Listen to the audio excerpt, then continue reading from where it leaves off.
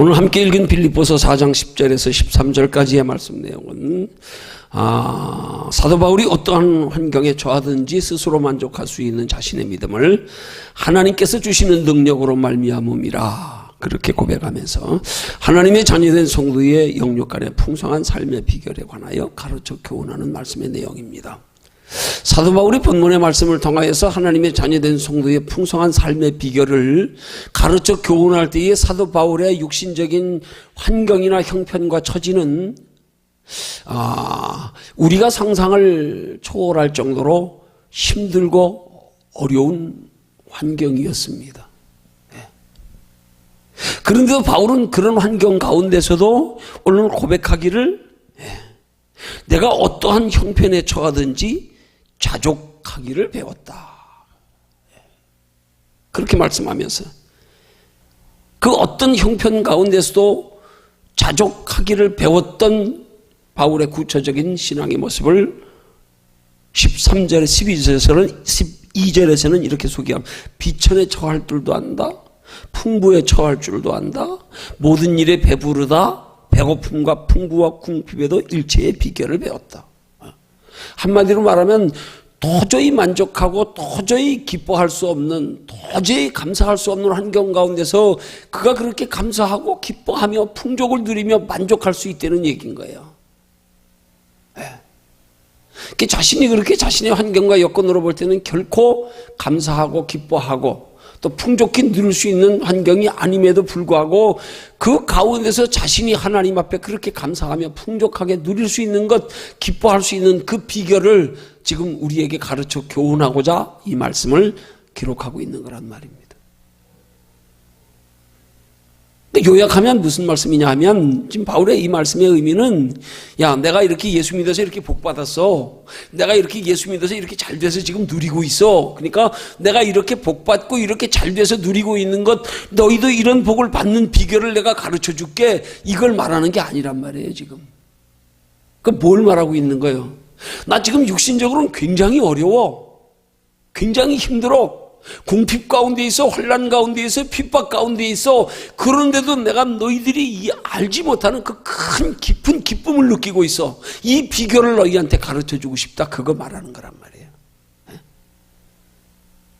축복 중의 기쁨을 우리에게 가르쳐 교훈하고자 하는 게 아니고, 너희가 어떻게 하면 복 받아서 기뻐할 수 있느냐 그거 가르쳐 주는 게 아니고, 너희가 어떻게 하면 환난 중에도 기뻐할 수 있느냐 그거 가르쳐 주려고요. 그거 가르쳐 주려고. 여러분, 우리 하나님의 자녀된 성도들이 신앙생활하다 보면 종종 우리의 풍성한 삶을 원하면서도 그 풍성한 삶이 자꾸 육신적인 어떤 조건과 환경으로 눈에 보이는 것으로 내가 소원하는 것이 이루어지는 것으로 풍성한 삶이 되기를 원하는 경우가 너무 많아요. 근데 그건 다른 종교와 다를 바 없다니까요.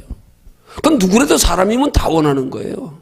근데 예수 믿는 가운데서 풍성한 삶의 비결은 그것과 차원이 다른 거란 말입니다.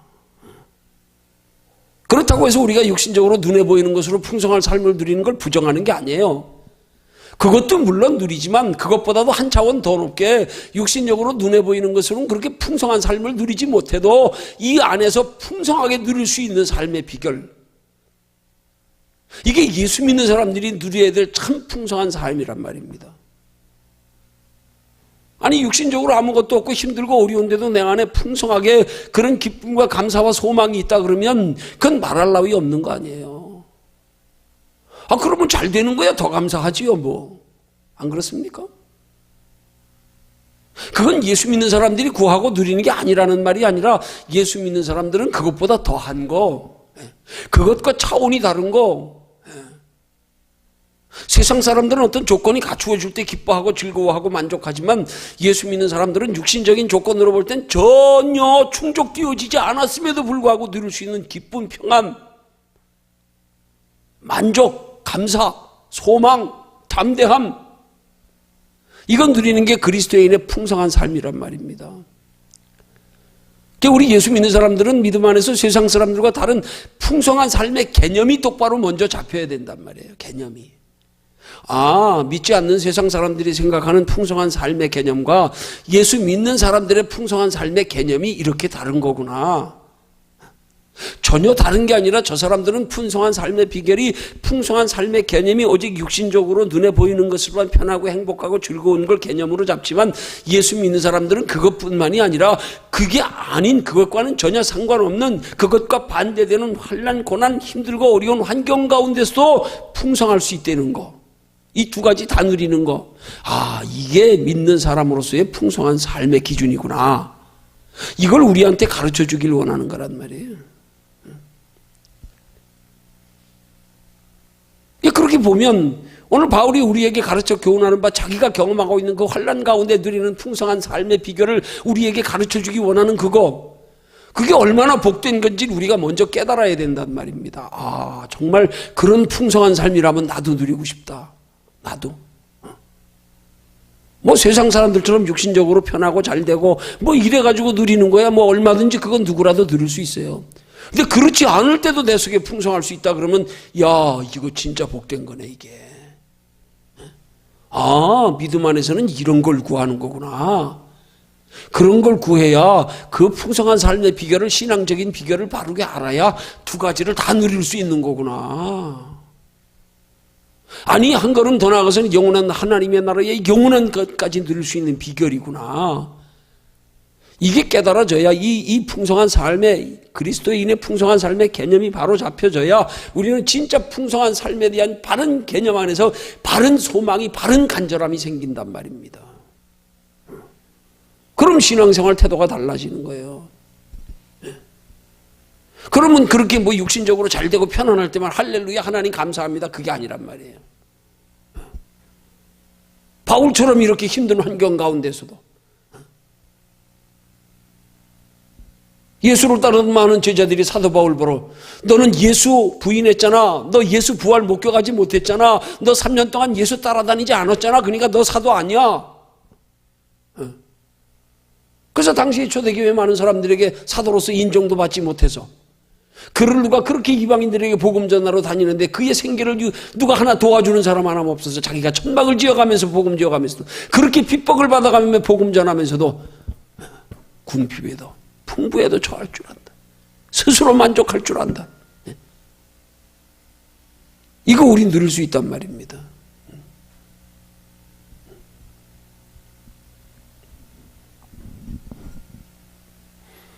이런 풍성한 삶의 비결을, 아, 바울이 우리에게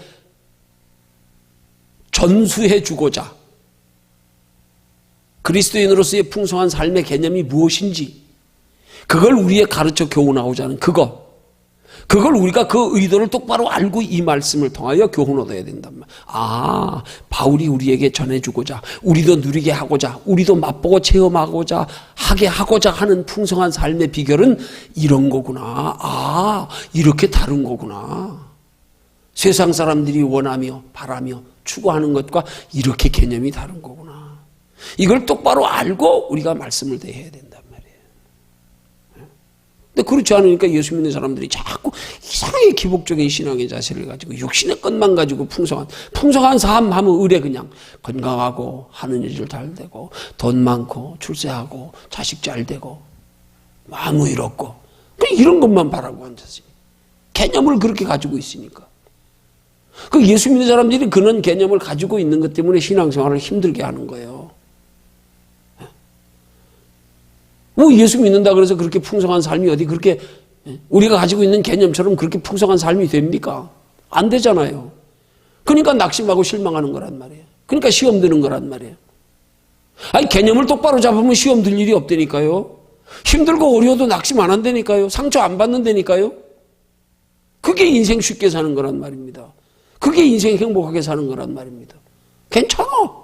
뭐 당연한 거 예상하고 있는데 견딜만 하네. 왜? 더 큰 거 소망이 있으니까. 아, 여기서 진짜 누리는 건 이것과 초월해서 우리 마음속에 누리는 기쁨. 이게 달라져야 된단 말입니다. 이게.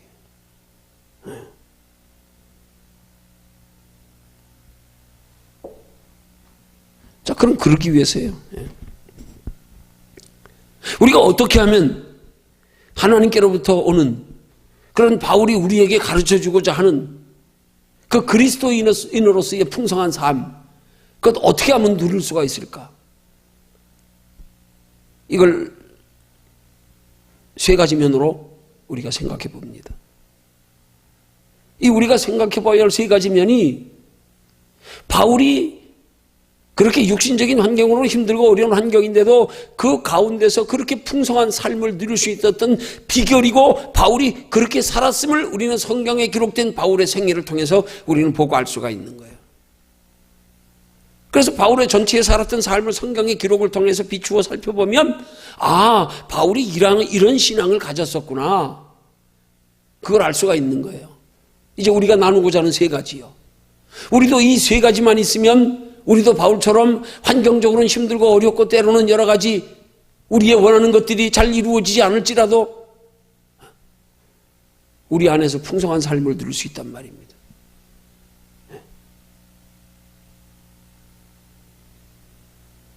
그 풍성한 삶은 영육간의 복이란 말입니다. 영육간의 복. 이 땅에서 누리는 복, 영원한 하나님 나라에까지 누리는 복. 이 땅에서 누리는 복은 자꾸 육신적으로 물질적으로 눈에 보이는 거 감각적으로만 자꾸 누리는 복을 개념으로 잡지 말고요. 이 땅에 살면서도 환경을 초월하여 우리 마음속에 누릴 수 있는 복이요. 여기 평안 있는데 뭐 여기에. 여기 위로 소망 있는데 뭐 여기 담대함 있는데 뭐 여기 작은 것에도 만족하는데 뭐. 이게 신앙 안에서 이 땅에서 누려야 될 복이란 말입니다. 그러면서 육신적으로 잘 되는 거야. 그건 그냥 감사한 거지 뭐. 그렇다고 지심하지도 그거 없어도 참 실망하네요. 감사하죠. 물론 더 주신 감사하죠. 감사합니다. 없어도 괜찮아요. 그렇지만.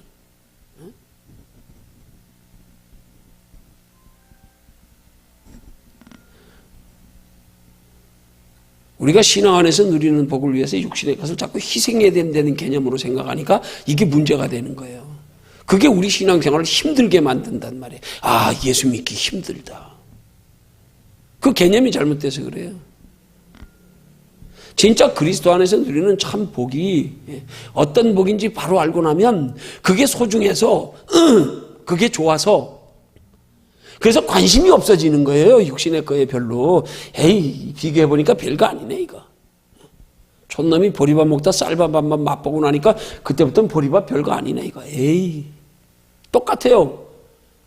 바울이 누렸던 그런 힘들고 어려운 환경 가운데서도 그 안에 내적으로 누렸던 풍성한 삶을 경험하고 나니까 이제는 이게 좋아져서 가치 없게 보이는 거고 이게 좋아져서 이게 별 볼 일 없어지는 거란 말이에요. 관심이 없어지고 이것 조금 부족해도 개의치 않게 되고 그걸 억지로 우리가 절제하고 억지로 희생하고 억지로 포기해야 되는 게 아니에요. 관심이 없어지는 거예요. 더 좋은 걸 맛보고 나니까. 이런 신앙으로 바뀌어가야 된단 말입니다. 근데 우린 자꾸 예수 믿으면서 뭘 그렇게 하나님 앞에 복 받으려면 내가 뭘 아끼는 거 희생해야 되고 뭐 억지로 뭐 드려야 되고 이런 개념으로 가지고 있으니까 괜히 힘들어지는 거예요. 그렇게 하는 건 그건 바른 거 아니에요. 동기가 잘못됐어요. 너희가 주의 인자하심을 맛보았거든. 그렇게 해라. 맛보았거든. 좀 하고 싶어서 더 큰 욕심 때문에 아 이렇게 좋은 거 있었네. 이거 몰랐네. 그때부터는 육신에게 관심이 더 멀어지는 거예요. 이제. 왜? 더 좋은 걸 알고 오니까. 그 맛이 더 좋은 걸 느끼니까 에이 별거 아니네. 이렇게 돼야 되는 거란 말입니다. 근데 마치 우리가 예수 잘 믿는 건 모든 걸 다 포기하고 희생하고 헌신하고 다 손해봐야 되고 이런 개념으로 가지고 있으니까. 그 신앙은 적극적인 면에서 우리 신앙이 얼마나 가치 있는 거, 얼마나 귀한 거, 얼마나 복된 거 이거 깨달아야 돼요. 이거.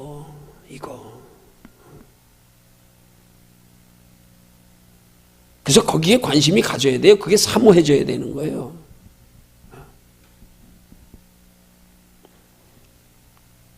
그런 신앙이 되기 위해서 우리에게 필요한 세 가지가 뭐냐면 그게 쉽게 말하면 우리 우선순위예요. 우선순위. 이 우선순위만 바르게 설정되면 돼요. 우선순위요. 그러면 우리가 하나님께로부터 오는 육신의 풍성한 복과 함께 영원한 복을 받아 누리기 위해서 우리가 바르게 세워야 할 우선순위, 그게 어떤 우선순위인가? 세 가지로 살피면 먼저 첫 번째로는 우리가 무엇을 더 소중히 여기는가에 대한 가치관의 우선순위입니다. 가치관의 우선순위. 무엇으로 더 기뻐하는가에 대한 가치관의 우선순위.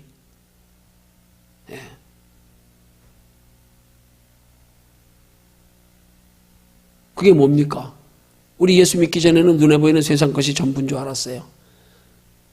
근데 예수 믿고 나니까 보다 이것보다 더 좋은 게 있네, 더 영원한 게 있네, 더 귀한 게 있네, 이게 바뀌어지는 거예요. 그래서 이제부터는 관심이 거기 가지는 거. 왜? 저게 훨씬 좋은 걸 알았으니까. 전에는 육체로 잠깐 누리는 게 전부인 줄 알고 이게 최고인 줄 알았어. 근데 영원한 하나님의 나라에 있음을 알고 영원한 하나님의 나라를 바라보고 소망하며 거기 위하여 그거 준비하며 살아가는 삶 속에서 하나님이 세상 것으로 누리는 것보다 더 귀한 예수님이 우리에게 말씀하시는 내가 주는 평안은 세상이 주는 평안과 다르다는 그 평안을 맛보고 나니까 가치관이 바뀌었다 이 말이에요. 가치관이. 이게 바뀌어지면 우리는 이제 영육 간의 풍성한 복을 누린단 말이에요. 이게 바뀌고 나면 전에는 육신의 것 잠깐의 것으로 즐거웠는데 이제 이거 가지고 양에 안 차. 이제 가치관이 바뀌어져서 이거보다 더 재미있는 거, 더 귀한 거, 더 가치 있는 거, 더 보람 있는 거, 우리 속에 더 기쁨 누리는 걸 맛보고 나니까 우습게 보이는 거예요. 이거 가치관의 변화라 그러는 거예요. 그 예수 믿는 사람이 가치관이 변화된 걸 가리켜서 물과 성령으로 거듭났다 그러는 거예요. 가치관이 변화된 거예요. 가치관이.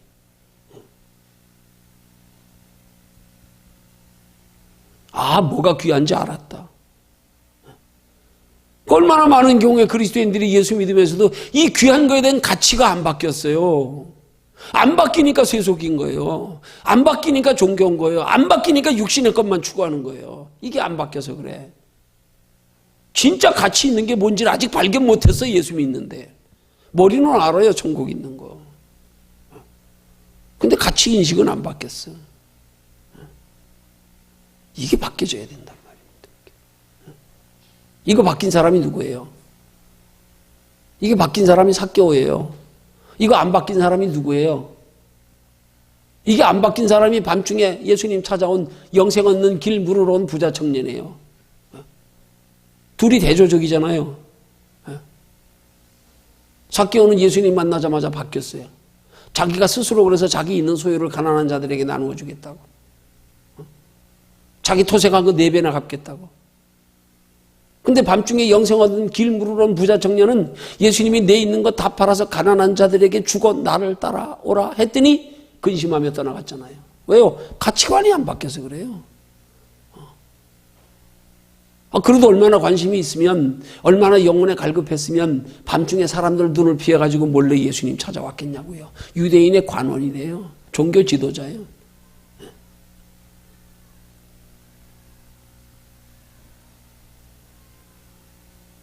영생 얻는 길을 묻는 그 부자 청년에게 예수님이 율법을 지켜야 할 걸 말씀하니까 뭐라 그랬어요? 어려서부터 다 지켰나이다. 율법을 그렇게 철저히 지켰어요. 어려서부터 율법을 다 지켰대요. 근데 뭐예요? 가치관이 안 바뀌었어요. 가치관이 안 바뀌었어요. 예수님이 그 가치관이 바뀌지 않은 걸 아시기 때문에 가치관 먼저 바꾸라는 거예요. 가치관 먼저. 우리 예수 똑바로 믿으려면 가치관이 바뀌어야 된다니까요. 그 가치관이 바뀔 걸 요구하신 거예요. 내 있는 거 다 팔아서 가난한 자들에게 주는 게 천국 가는 길이 아니에요. 너 가치관 먼저 바뀌어라. 뭐가 소중한지. 이 땅에서 잠시 육신에 보이는 것으로 누리는 거, 그게 소중한 것보다 영원한 하나님의 나라, 영원한 게 더 소중한 거. 이 가치 인식이 먼저 바뀌어라. 이거 바뀌면요, 풍성한 삶을 누릴 수 있다니까요. 이거 바뀌어서 세상 것이 그냥 영혼에 비교하니까 물론 귀하지요, 세상 것도요. 근데 그보다 더 귀한 걸 발견하고 경험하고 체험하고 나니까 별거 아닌 거예요. 비교하니까. 이 영혼이 없다고 육신의 것만 있다 그러면 이게 귀한 거죠. 이게 전부인데요, 뭐. 근데 이거 더 좋은 걸 알고 나니까, 더 귀한 걸 알고 나니까, 영원한 걸 알고 나니까 상대적으로 가치 없는 거죠. 이거 바뀌어지면요, 좀 부족해도요, 마음의 평안이 있어요. 바울처럼요, 궁핍에 처할 줄도 알고, 풍부에 처할 줄도 알고.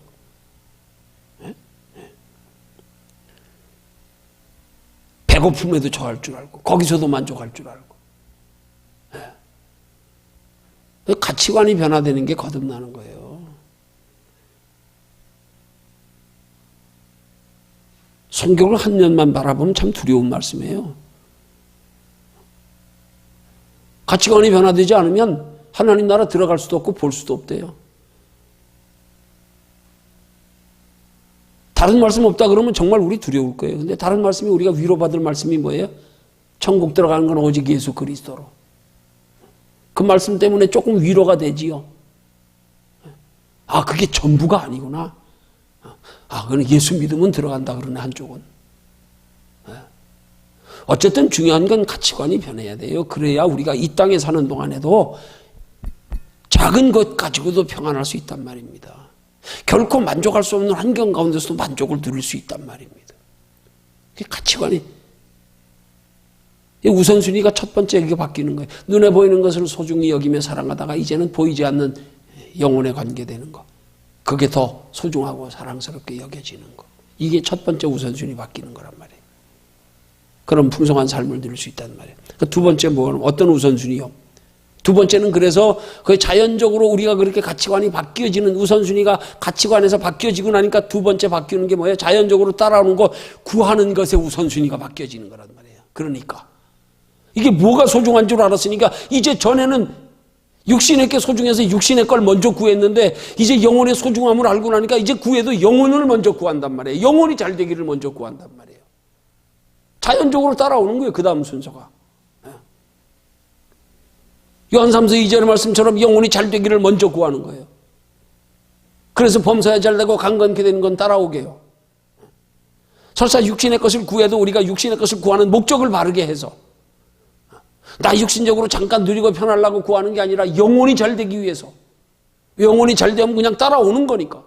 영혼이 잘 되는데 때로 육신의 것도 필요할 때가 있어요. 그럼 영혼이 잘 되기 위한 목적에 필요한 육신의 것, 그거 구하는 게 그의 나라와 그의 의를 구하는 거란 말이에요. 그것으로 하나님을 기쁘시게 하면 하나님 나라 준비하며 사는데 필요해서 건강이 필요하거든. 하나님, 나 하나님 뜻대로 사는데 건강이 걸림이 되네요. 하나님 건강 좀 주세요. 나 하나님 기쁘시게 하면 하나님 나라 준비하며 사는데 물질이 자꾸 이것 때문에 하고 싶은 걸 못하겠네. 하나님, 나 물질 좀 주세요. 목적을 바르게 해서요. 그 목적이 나를 위해서 육신의 만족을 위해서 하는 것과 하나님의 영광을 위해서 하는 것, 그게 우선순위가 바뀌는 거란 말입니다. 그 구하는 것의 우선순위가 바뀌는 거란 말이에요. 예. 영혼이 잘 되기를 먼저 구하고 육신의 것을 구해도 구하는 목적이 나를 위해서가 아니고 육신을 위해서가 아니고 영혼을 위해서 하나님의 영광을 위해서.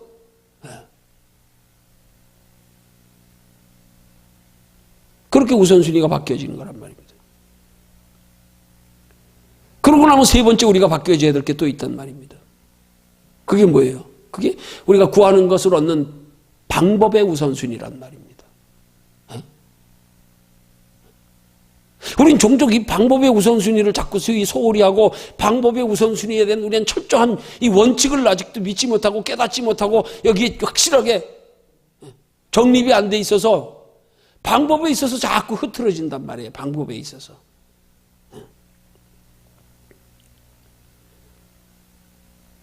우리가 영육간의 풍성한 복을 누리는 방법에 있어서 육신의 일이 먼저가 아니라 예배가 먼저, 기도가 먼저, 말씀대로 하나님의 뜻대로 사는 게 먼저, 이게 방법이에요. 이게 우리 영육간의 풍성한 복을 누리는 방법이란 말입니다.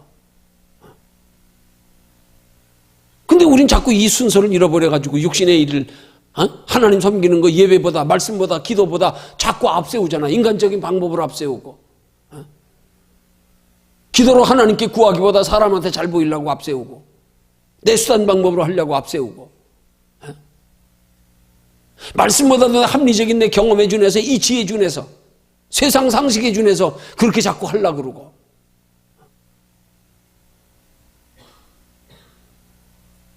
이 방법이 바뀌어지는 데 있어서 문제가 있는 거란 말이에요. 예수 믿는 사람들이. 이 방법에서 문제가 있어요. 보면. 영혼 소중한지 알아요. 네. 구하는 것도 때로는 영혼을 더 앞세우고 구해요. 근데 그렇게 얻기 위한 방법에서 보면 말씀대로 사는 걸 소홀히 하고 기도하는 걸 소홀히 하고 예배를 소홀히 하고 이게 왜요?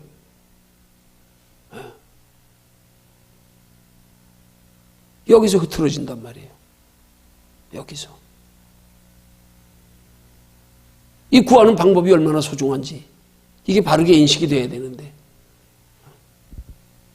예배 드리는데 어떤 희생이 있고 손해가 있어도 난 예배가 먼저야. 나 인간의 수단 방법으로 하기보다 하나님께 기도가 우선이야. 나 기도로 할래.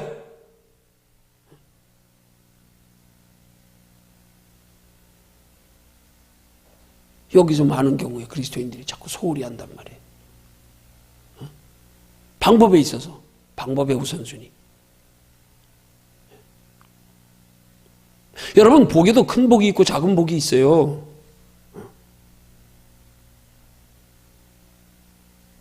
성경적으로 큰 복과 작은 복이 어떤 차이입니까? 우리 예수 믿는 사람들은 상식적으로 알아야 되는 큰 복이 뭡니까? 영혼이 잘 되는 거 아닙니까? 이건 영원한 거 아닙니까? 당연히 그게 큰 복이잖아요. 육신적으로 잘 되는 건 그건 비교하면 작은 복이에요. 작은 복. 그건 영혼의 복에 비교하면 그건 하찮은 거예요. 그건 그 영혼의 복 먼저 큰 거 먼저 구하면 작은 건 따라오게 돼 있는 거예요. 근데 우리는 큰 복, 작은 복에 대한 개념이 똑바로 정립이 안 돼 있어가지고 자꾸 작은 복을 앞세우고 앉았네. 개념이 안 잡힌 거예요, 아직도.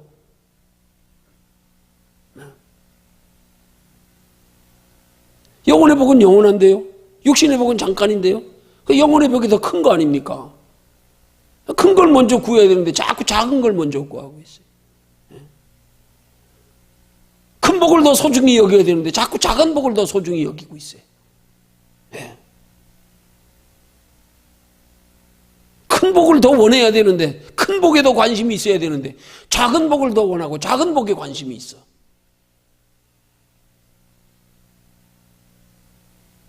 이게 문제란 말입니다. 이게 큰 복, 작은 복이 결국 우선순위의 개념이나 같은 거란 말이에요. 더 큰 거 구할 줄 알아야지. 더 큰 걸 소중히 여길 줄 알아야지. 더 큰 걸 바라야지요. 더 큰 거에 관심을 가져야지요. 근데 돌아보면 아니야. 자꾸 큰 건 소홀히 하고 작은 것만 자꾸 앉았네. 보면 우리 사는 모습 돌아보면 그걸 뭐라 그래요? 그걸 소탐대실이라 그러잖아요. 작은 거 탐하다가 큰 거 다 잃어버리고 앉았어요. 작은 거에 관심 가지고 살다 큰 거 다 잊어버리고 앉았어요.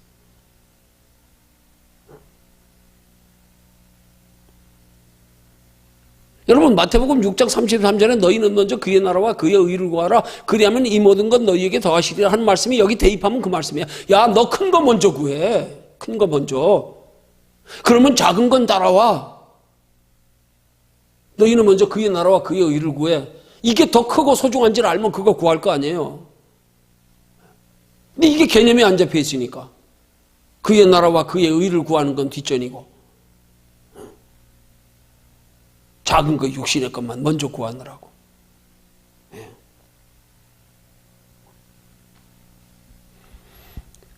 큰 거 먼저 구할 때 영혼이 잘 되는 거예요. 큰 거 먼저 구할 때 순서가 바르게 되어져 구할 때.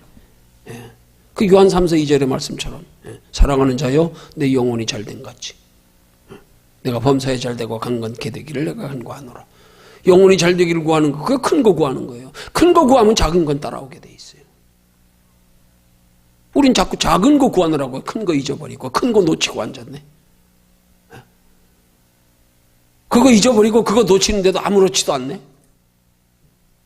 그럼 거기에 대한 안타까움이라도 있어야 되는데, 애통하는 마음이라도 있어야 되는데, 뭐 그럴 수도 있지 뭐 그런 거지 뭐 살다 보면. 이게 문제란 말입니다. 이게. 개념이 똑바로 잡혀야 된단 말이에요. 개념이.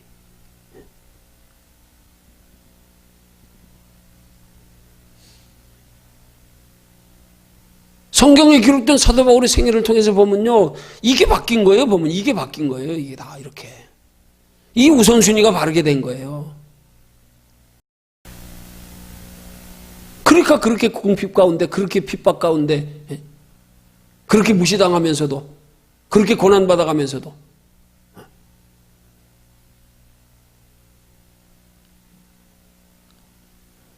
가치관의 우선순위가 바뀌고 구하는 것의 우선순위가 바뀌고 이 방법이 바뀌고 나니까. 그러니까 그 안에서 그렇게 궁핍에도 배고픔에도 만족한다는 거예요. 그거 누린다는 거예요. 우리는 막연히 성경을 통해서 바울이 그렇게 권면하는 말씀에 그 당시에 바울을 함께 살았던 세대의 사람들은 바울을 보면서 조금 더 관심 가지고 봤더라면 공감이 갔을 거예요. 야, 어떻게 저렇게 살면서도 저렇게 누릴 수가 있을까? 어떻게 저렇게 편할 수가 있을까? 어떻게 저렇게 담대할 수가 있을까? 어떻게 저런 속에서 그렇게 육체의 연약함 속에서 저런 능력이 나타날 수 있을까? 어떻게 저렇게 기뻐할 수 있을까? 어떻게 감옥에 갇혀서도 이렇게 찬송 부를 수 있을까? 어떻게 저렇게 당당할까? 왜요? 바울의 육신적인 삶의 모습을 자기들이 같은 세대에서 같은 환경에서 바라보면서 바울의 이 말 권면의 말씀을 그들이 만약에 듣는다면 우리는 지금 말씀만 듣고 있지 당시 바울이 어떻게 살았는지 우리 개념에 거의 생각 안 하고 그냥 들으니까 단순하게 바울이 어떤 상황에서 우리에게 풍부한 삶을 누리는 비결을 지금 가르쳐 주는지 여긴 생각 안 하고 그냥 단순하게 어떻게 하면 복받나 어떻게 하면 누리나 바울이 그거 가르쳐 주는 줄 알고 아닙니다.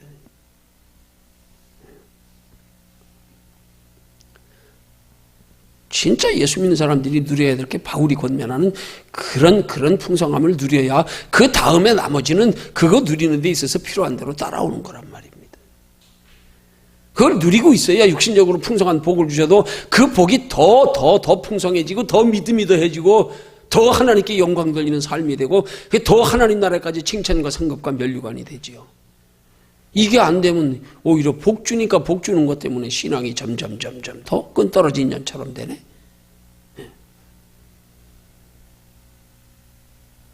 바울이 자신이 처한 환경 가운데 누리는 풍성한 만족의 복이요. 그게 지금 성경적인 복을 우리에게 가르쳐 주는 거예요. 성경적인 복은 이런 거야. 이 가난함 중에서 궁핍함 중에서 핍박 중에서 곤란 중에서 육체의 질병 중에서 여기서 풍성히 누리는 믿음 이게 먼저 돼야 되는 거야. 이게 그거 가르쳐 주는 거란 말입니다. 그러기 위해서 우리는 우선순위가 바뀌어지기를 힘써야 된단 말입니다. 뭐 우리가 힘쓴다고 되겠습니까? 그럼 어떻게 하면 되겠어요? 그걸 구해야지요. 그렇게 되기 위해서 우리 속에서 그렇게 우선순위가 바뀌어지는 게 얼마나 소중하고 복된 것인가에 대한 인식이 있어야지요. 그래야 간절히 기도가 되지요. 그래야 거기에 관심이 가지요. 그래 이게 소중한 거야. 이거 구해야 돼. 이거 구해야 돼. 하나님 나도 내 삶의 가치관이 바뀌어지길 원합니다. 내 구하는 것의 우선순위가 바뀌어지길 원합니다. 내 구하는 것을 얻는 방법도 하나님 좀 생각나게 해주세요. 지혜 좀 주세요. 자꾸 잊어버리는데 주여 말씀대로 사는 게 그렇게 소중한데 기도하는 게 그렇게 소중한데 하나님의 뜻대로 살기를 구하는 게 예배가 그렇게 소중한데 이거 자꾸 잊어버려요. 하나님 좀 잊지 않게 좀 도와주세요. 이런 게 기도 제목이 돼야 된단 말입니다. 이런 건 돌아보고 생각지도 아니하고 그냥 감각적으로 그냥 필요한 것만 보이는 것만 생각나는 것만 그냥 그것만 구하고 그것만 위해서 살고 앉았으니까 그러니까 못 누리는 거란 말이에요. 결국은 하나님 나라에까지 영원한 것까지도 다 잃어버리면 되잖아요. 그러면 지금 이 땅에서 사는 거야 뭐 조금 잊어버린 들 별 차이 있겠어요? 그지만 하나님 나라 갔으면 야 이게 영원한데 슬피 울며 이를 갈미 있으리라. 우선순위 바뀌는 게 가장 중요합니다. 우선순위. 순서를 바르게 하는 거예요. 구하는 것의 순서를 바르게. 생각하는 것의 순서를 바르게. 소중히 여기는 것의 순서를 바르게. 우리가 바라고 소망하는 것의 순서를 바르게. 뭐가 진짜 소중하고 가치 있는 것인가에 대한 순서를 바르게. 순서. 너희는 먼저. 그래서 먼저. 순서 좀 바꾸라. 순서 좀 바꾸라. 순서가 안 바뀌어진 걸 우리는 심각하게 여겨야 된단 말입니다. 근데 우리는 순서 안 바뀌어진 거에 대해서는 아무 생각이 없는 게 문제라 이 말이에요. 그냥 감각적으로 필요한 거, 보이는 거, 원하는 거. 그냥 그것만 주여. 아니, 순서가 바뀌어야 돼요. 순서를 잊지 말고 항상 생각해야 돼. 순서. 먼저 그의 나라와 그의 일을 구해라. 먼저. 내 영광 되기 전에 먼저 하나님 영광. 먹든지 마시든지 무엇을 하든지 하나님 영광.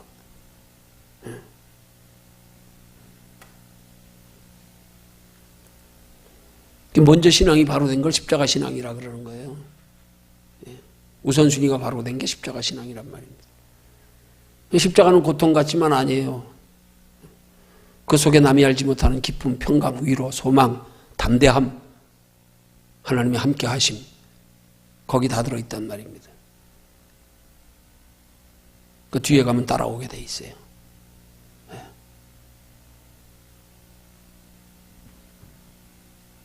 이렇게 본문을 통하여 바울이 가르쳐주는 우리의 그리스도인의 영육간의 풍성한 삶의 비결. 이런 배경에서 바울이 이렇게 우리에게 가르쳐주는 것이 이것이구나. 원리가 그렇구나. 이걸 말씀을 통하여 오늘 바로 깨달아서 우리의 삶에 정말로 그리스도 안에서 하나님이 우리에게 주시기 원하시는 성경적인, 먼저 영혼이 잘 되는 것으로 우리의 영육간의 풍성한 복된 삶을 누릴 수 있는 저와 여러분들이 되시기를 주님의 이름으로 축원합니다.